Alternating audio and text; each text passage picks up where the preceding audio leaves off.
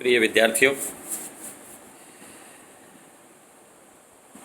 MA final के सभी विद्यार्थी, हम उम्मीद करते हैं, हमने व्हाट्सएप ग्रुप से आपको जोड़ा है। एक चैनल भी हमने बनाया है, उस पर आप हमारे व्याख्यान ऑनलाइन सुन सकते हैं और लेक्चर से संबंधित, उस व्याख्यान से संबंधित कोई भी आपकी क्वेरी है वो आप व्हाट्सएप पर डाल सकते हैं। बहुत से विद्यार्थियों को मैं देखता हूं कि कॉलेज से संबंधित अन्य जानकारियां व्हाट्सएप ग्रुप पे पूछते रहते हैं। देखिए, उन्हें आप महाविद्यालय की वेबसाइट से देखें और महाविद्यालय में संपर्क करें। ये व्हाट्सएप ग्रुप और चैनल केवल आप लोगों की पढ़ाई के लिए है। और आज हम बात करेंगे कोटा विश्वविद्यालय कोटा से एमए फाइनल से संबंधित हमारा जो 5वां पेपर है वो है आधुनिक राजनीतिक सिद्धांत, मॉडर्न पॉलिटिकल थ्योरी। प्रिय विद्यार्थियों, ये बहुत ज़रूरी है कि हम ये जानें कि हमारा राजनीति विज्ञान कैसे अस्तित्व में आया है और किस तरह इतना प्रभावी हो गया है। जो वर्तमान सिनेरियो में हम देखें, पूरे विश्व में राजनीति विज्ञान सभी विषयों पर एक कंट्रोलिंग स्थिति में है, पावर की स्थिति में है, पावर सेंटर है। तो कैसे राजनीति विज्ञान का विकास हुआ, राजनीति शास्त्र का विकास हुआ, राजनीति का विकास हुआ, कैसे राजनीति शब्द ये पढ़ा, इसके बारे में हम अध्ययन करेंगे।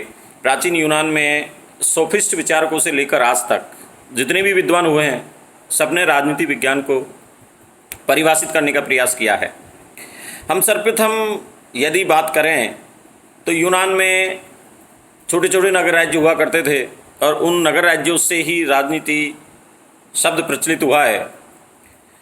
सोफिस्ट विचारक राजनीतिक परिवारों के व्यक्तियों को राजनीतिक ज्ञान दिया करते थे और उस राजनीतिक ज्ञान के बाद ही वे अपना शासन संचालन करते थे। जब राजनीति विज्ञान की बात आती है तो हमें सबसे पहले अरस्तु की बात करनी होती है। अरस्तु ही वो विचारक थे जिन्होंने सर्वप्रथम, जैसे सोफिस्ट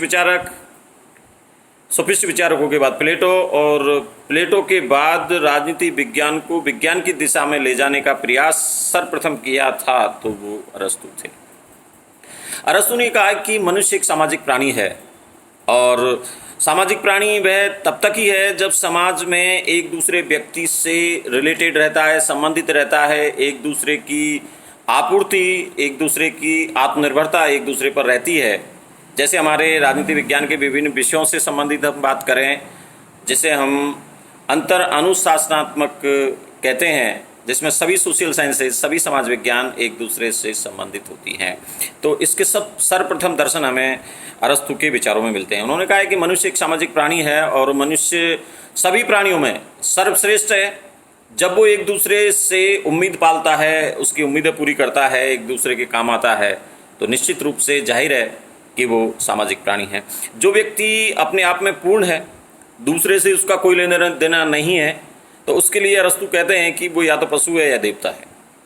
ऐसे में हम जब एक दूसरे से आत्मनिर्भर रहते हैं, एक दूसरे की इच्छा पूर्ति एक दूसरे के द्वारा करते हैं, तो हम निश्चित रूप से जाहिर है कि हम सामाजिक प्राणी हैं। राजनीति विज्ञान की उचित व्याख्या जो अरस्तु ने की थी, अरस्तु के बाद धीरे धीरे राजनीति विज्ञान का विकास प्रारंभ हो गया। अब राजनीति शास्त्र उतना ही प्राचीन है। जब राजनीति शास्त्र की बात आती है तो ये कहेंगे भाई कब से शुरुआत राजनीति विज्ञान की होती है, तो सभी विद्वान इस बात पर सहमत है राजनीति विज्ञान के कि राजनीति उतनी ही पुरानी है, राजनीति शास्त्र उतना ही पुराना है जितना पुराना राज्य है। अब राज्य अस्तित्व में आया है तो राज्य के कुशल संचालन के लिए जिस नीति को अपनाया गया है वही राजनीति कहलाई है। तो वहीं से हम राजनीति शास्त्र का उदय मान सकते हैं कि जितनी पुरानी राजनीति है उतना ही पुराना राज्य भी है। राज्य के अस्तित्व में आते ही इस प्रकार राजनीति का विकास हुआ जैसे कि राज्य कैसे काम करेगा, ये राजनीति वहीं से प्रारंभ होती है। विद्यार्थियों, प्राचीन यूनान में छोटे छोटे नगर राज्य हुआ करते थे और उन नगर राज्यों में राजनीति का श्रेष्ठ उदाहरण होता था। सब लोग राजनीति को जानते थे, सब राज्य की क्रियाकलापों में भाग लेते थे और एक दूसरे के लिए वो कार्य करते थे। राजनीति विज्ञान को अंग्रेजी में पॉलिटिक्स कहा जाता है। राजनीति शास्त्र को पॉलिटिक्स कहा जाता है, जिसका हिंदी अनुवाद जब हम करते हैं तो वह राजनीति शास्त्र कहलाता है। पॉलिटिक्स यानी राजनीति शास्त्र, राजनीति। अब विद्यार्थियों, पॉलिटिक्स शब्द बना है पॉलिस से। पॉलिस का अर्थ है नगर राज्य। तो प्राचीन यूनान के जो नगर राज्य थे, उनके लिए राजनीति या राजनीतिक विचारों का या शासन का जो प्रबंध किया जाता था, उस प्रबंध को ही राजनीति विज्ञान या राजनीति शास्त्र कहा गया था। अब जैसे जैसे राज्य का विकास हुआ, प्राचीन काल के छोटे छोटे नगर राज्य, मध्य युग के धर्म राज्य और आधुनिक युग के राष्ट्रीय राज्य, तो जैसे जैसे राज्य के स्वरूप में परिवर्तन होता गया, वैसी ही राजनीति भी बदलती चली गई। अब बात आती है कि राजनीति को आप किस तरह परिभाषित करें। तो परिभाषित राजनीति शास्त्र को परिभाषित करने के लिए अनेक तरह के विचार सामने आए हैं। ये कहा जाता है राजनीति विज्ञान में जितने विद्वान हैं उतनी ही राजनीति शास्त्र या राजनीति की परिभाषा है, क्योंकि हर व्यक्ति ने अपने विचार के अनुसार, राज्य के अध्ययन के अनुरूप, राज्य के स्वरूप के, राज्य के अंग के आधार पर, राज्य की कार्यप्रणाली के आधार पर राजनीति शास्त्र की परिभाषा की है और उन परिभाषाओं के आधार पर बहुत सारी परिभाषाएं राजनीति विज्ञान की या राजनीति शास्त्र की अस्तित्व में आ चुकी है। अब सबसे पहले जब हम बात करते हैं परंपरागत दृष्टिकोण की, कि प्राचीन काल में किस तरह परंपरागत दृष्टिकोण अस्तित्व में था और उस परंपरागत दृष्टिकोण के अनुसार राजनीति शास्त्र की परिभाषा कैसी थी, उसमें श्रेष्ठ परिभाषा यदि हम माने प्राचीन काल परंपरागत दृष्टिकोण के अनुसार, तो वो गार्नर की परिभाषा है। गार्नर का कहना है राजनीति विज्ञान का आरंभ और अंत राज्य के साथ होता है। राजनीति विज्ञान का आरंभ और अंत राज्य के साथ होता है। ये श्रेष्ठ परिभाषा है परंपरागत दृष्टिकोण की, राज्य से संबंधित। आगे बहुत से और भी विद्वान हैं जो परंपरागत दृष्टिकोण के अनुसार इसकी परिभाषाएं दी है। ब्लंसली ने की है, गैरीज ने की है, लेकिन श्रेष्ठ परिभाषा हम गार्नर की ही मानते हैं।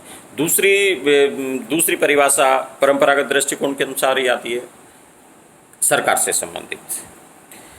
हालांकि राज्य का एक तत्व मात्र है, एक अंग मात्र है सरकार, लेकिन सरकार के अध्ययन को ही राज्य का अध्ययन मान लिया गया, राजनीति शास्त्र का अध्ययन मान लिया गया। ऐसे विद्वान भी हैं जिन्होंने इस तरह की परिभाषा की है। राजनीति शास्त्र सरकार से संबंधित है, तो यानी राज्य के अंतर्गत केवल सरकार का अध्ययन है, ऐसा लीकोक मानते हैं। लीकोक के अलावा सीले ने भी ये कहा है कि राजनीति शास्त्र शासन से संबंधित है और जैसे अन्य विषय जो हैं अपने अपने विषय से संबंधित है, उसी प्रकार शासन से संबंधित कोई विषय है तो वो राजनीति है। प्रिय विद्यार्थियों, इसी तरह बहुत से विद्वान ऐसे भी हैं जिन्होंने ये कहा कि राजनीति या राज्य की जब हम परिभाषा करते हैं तो उसमें राज्य और सरकार दोनों सम्मिलित होते हैं, जिसमें डिमोक की परिभाषा है राजनीति शास्त्र का संबंध राज्य तथा उसके साधन सरकार से संबंधित है। राजनीति शास्त्र का संबंध राज्य तथा उसके साधन सरकार से संबंधित है। इस तरह राजनीति शास्त्र की परिभाषा सरकार को केंद्र बिंदु मानकर की गई है ये परिभाषा है डिमोक की। डिमोक के अलावा गिलक्रास्ट ने भी परिभाषा की है। राजनीति शास्त्र राज्य और सरकार दोनों की सामान्य समस्याओं का अध्ययन करता है। राजनीति शास्त्र राज्य और सरकार की सामान्य समस्याओं का अध्ययन करता है। ये परिभाषा गिलक्रास्ट की है। इसके अलावा अन्य विद्वान भी हैं, जिनमें आपके पॉल जेनेट है, गैटिल है, बिलोबी है। बिलोबी ने ये कहा है कि राजनीति शास्त्र राज्य, सरकार और कानून का अध्ययन, कानून को भी उन्होंने इसमें शामिल कर दिया। लेकिन एक विद्वान और आए हैं, हरमन हेलर। उन्होंने कहा है कि जब तक राज्य में या राजनीति में राज्य, सरकार एवं दोनों के अध्ययन के अलावा इसमें यदि मानवीय तत्व को नहीं रखा गया, क्योंकि राजनीति शास्त्र की अध्ययन की जो इकाई है वो व्यक्ति है। अब व्यक्ति या मानव, अब मानव को भी ध्यान में रखना है, मानवीय पहलू को ध्यान में रखकर ही राजनीति शास्त्र का अध्ययन किया जाना चाहिए, ऐसा हरमन हेलर ने कहा है।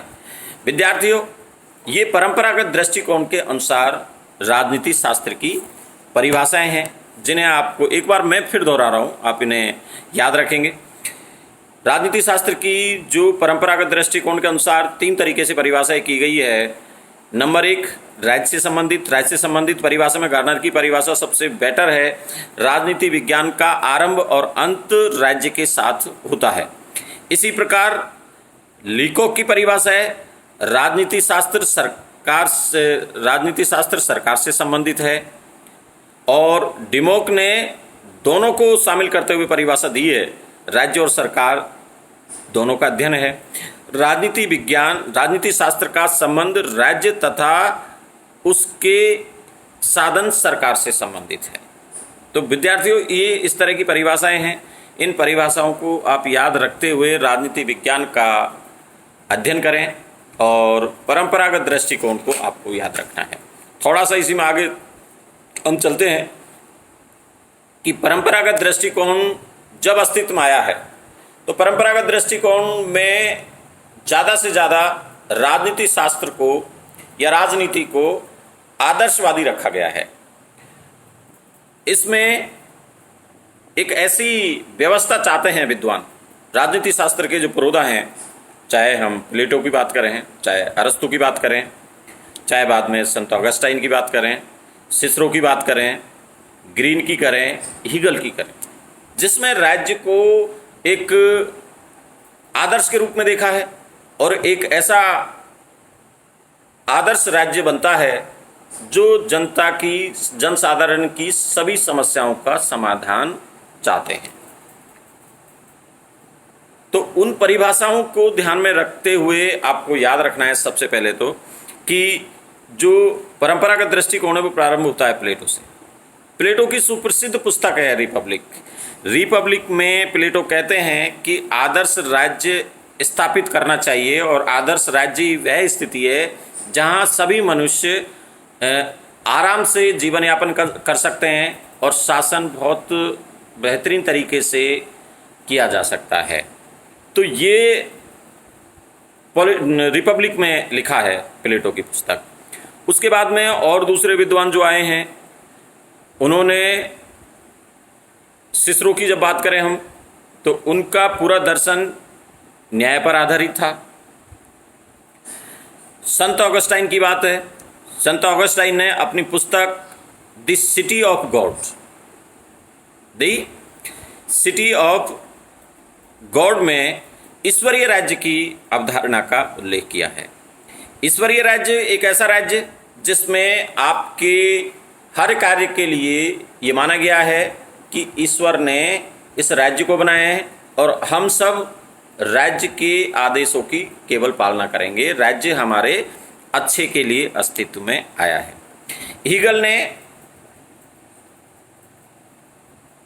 हीगल से पहले रूसो है। रूसो ने सामान्य इच्छा का सिद्धांत दिया है। सामान्य इच्छा का सिद्धांत एक आदर्शवाद पर आधारित है जिसमें जनसाधारण की सभी की इच्छा सम्मिलित है। उसी तरह हीगल ने विश्वात्मा का सिद्धांत दिया है, आत्मा, परमात्मा और विश्वात्मा, तो ये एक दूसरे में विलीन होती है। इसी तरीके से राज्य इनका श्रेष्ठ रूप है। इसी तरह गिरी ने आदर्शवाद का उदाहरण दिया है, आदर्शवाद का समर्थन किया है। तो ये परंपरागत दृष्टिकोण को हम एक तरह से आदर्शवादी दृष्टिकोण कह सकते हैं। और परंपरागत दृष्टिकोण की इसीलिए परिभाषा की गई है, उसी के आधार पर कुछ विशेषताएं निर्धारित की गई है, जिनमें सबसे पहले बात करेंगे हम आदर्श अध्ययन। राजनीति शास्त्र का परंपरागत दृष्टिकोण के अनुसार अध्ययन कौन सा है? आदर्शवादी अध्ययन। नैतिक समर्थन या नैतिक संबल। तीसरी विशेषता है औपचारिक संस्थाओं पर बल। परंपरागत अध्ययन पद्धतियां, जिसमें ऐतिहासिक अध्ययन पद्धति है, विश्लेषणात्मक अध्ययन पद्धति है, ये वो पद्धतियां हैं जिनके आधार पर राज्य का अध्ययन किया गया। अंत में ये भी कहा गया है कि एक संकुचित अध्ययन है परंपरागत दृष्टिकोण, जिसमें व्यक्तिनिष्ठता को भी महत्व दिया गया है। तो विद्यार्थियों, आपको इस व्याख्यान के साथ घर पर आज ही जैसे ही आप व्याख्यान को सुने, देखें, तो अपने घर पर बुक निकालकर राज्य के राजनीति शास्त्र का किस तरह अस्तित्व में आना हुआ, उसके अनुसार परंपरागत दृष्टिकोण का अध्ययन करना है। और इस अध्ययन के बाद आधुनिक राजनीति सिद्धांत की आप शुरुआत करेंगे पढ़ाई की, और जो भी कोई समस्या आती है उस समस्या का समाधान किया जाएगा। आप क्वेश्चन डालें, जरूर पढ़ाई करते रहें।